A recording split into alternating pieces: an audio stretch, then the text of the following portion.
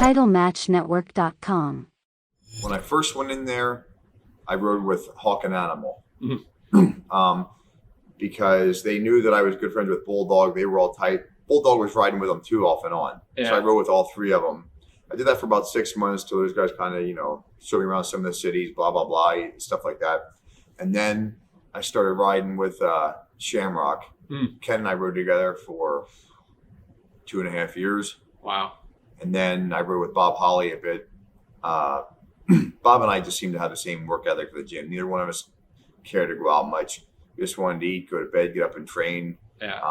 It's like, I never liked rooming with anybody. Neither did he, neither did Ken. We just see you tomorrow, get our own room. If we get up, we eat, go to the gym. That's kind of like traveling. Everybody has guys that they do. Some guys like going out, going to the gym later in the day. Some guys like going to the gym first thing in the morning. Everybody's different. Yeah. So you ride with somebody that's compatible. I just, got along with those guys. Was it hard to keep up your workout schedule with the travel schedule and everything? Sometimes. Yeah. You just have to get used to that schedule on the road. It's not like you fly out at 5 a.m., land, and go to the gym and you feel great. You are exhausted. It takes you a couple of months to get used to that lifestyle. Yeah. You just constantly run down. You might get up at 5, like I said, fly a couple hours. You leave at 7, get there at 9, go rent a car, go to the gym, go eat, get to the arena by 1. You're stuck there the whole day, and the next day fly somewhere again. And you have to force yourself to get to the gym. But there are many days where it's like you have to learn to sleep wherever you can. You sleep in the locker room, you sleep on a plane, you make up for it wherever possible, or you won't make it through that lifestyle. Yeah. Is it hard now? Now you said you're a guy that you don't like to put anything in your body, but is it hard not to succumb to the pressures? Because a lot of the guys we've done interviews with over the years, they say, we got to take something to get us up. We got to take something to put us to sleep. They say sometimes that lifestyle on the road kind of breeds. I never took anything to get going in the morning and never anything to go to sleep. Yeah. Although I know a lot of the guys do. Yeah. Somehow I just, I'm even to this day, that's my fiance. It's like the alarm goes off, my feet hit the floor. I'm up that split second. There's no snooze button for me or anything. I'm up that instant. I've always been like that. I jump up. I may not want to get out of bed. Yeah. I don't want to go to the gym first thing before we go to a flight, but I do it. Yeah. Now, if I wouldn't have somewhat of a mental block, so to speak, about taking stuff, it's possible. I'll tell you one thing. If I didn't have that reaction to steroid and cortisone years ago, I probably would have taken more of that when I was on the road, just because it helps you recuperate faster and you're so damn tired and run down that it does help. But for that reason, I never did. You couldn't pay me to take it. I was going to say, I guess that's enough to steer you away from anything. Oh, I'll never forget my girlfriend at the time just touching me. It looked like I had the worst sunburn you ever saw for 3 days in a row after that first reaction. Wow. It looked like I was on fire. And after that, and then it happened again. I'm like, okay, that's it for me. Yeah. But had I not experienced that, I probably would have done some, because there were some days in the road where I just felt so run down and so tired, and you feel like your muscles just aren't recuperated enough to even go back to the gym. Yeah. But so, I don't fault the guys, for taking it. Some of them I think take more than they need to. Some of the guys need to realize nobody on the planet cares if you weigh 260 or 240. Right. I just, they need to know that, if you can stay lean and in good shape, nobody on this planet cares but you. Yeah. Yeah. I like working with Ken because it's at least sometimes when you're friends, you actually get rougher sometimes, but, Ken could take it. I could take it. So, I like working with him sometimes. Plus at that point in time, we were about the same height, same weight, same build. So I don't know. I liked it. And he had a reputation at that time, from the UFC and stuff like that. So I liked working with him, and I considered him one of the better known guys, known guys in there to work with, as well as all the other. So I enjoyed that. Why do you think so many pro wrestlers, especially nowadays, it seems like now more than ever, so many pro wrestlers want to get into MMA? Lesnar, Bobby Lashley wants to get into it. Well, I don't know. If I wouldn't have had so many neck problems, I would have tried to pursue that myself. Instead, I just started an MMA school. It's not the fight that screws you up. It's actually training for the fight. More of my guys get hurt fighting than they do training than they do in the fight. Yeah. Last week, one of my guys' finger was sticking out to here. Another one broke his thumb. Another one dislocated his kneecap. Wow. I was in 2 days.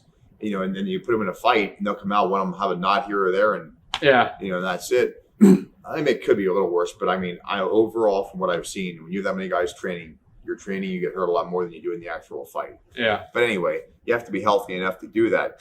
But, I mean, Brock has a wrestling background. Bobby Lashley has a wrestling background.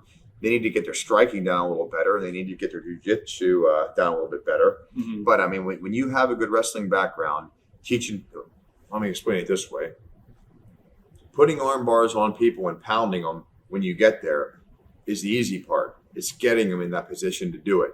When you have a good amateur wrestling background, getting them in that position is a lot easier, because I got some good wrestlers in my school, and they go. I mean, they just, they would do shooting drills for hours, and they get once you get side mounted or mounted on a guy, pounding from there is the easy part. So those guys have a good wrestling background. They're big guys, they're strong guys. Teaching them to pound and put on some arm bars and chokes is the easy part. Yeah. It takes you years to become a great amateur wrestler. Yeah. So, I mean, it's just something else that they want to do. Their WWF thing didn't work out for whatever reasons. So they're just pursuing something else, which they're big athletic guys. I mean, they should actually do well at it. Yeah. Were you surprised at Brock Lesnar's match, his first match? Anyway? I was surprised he lost. Yeah.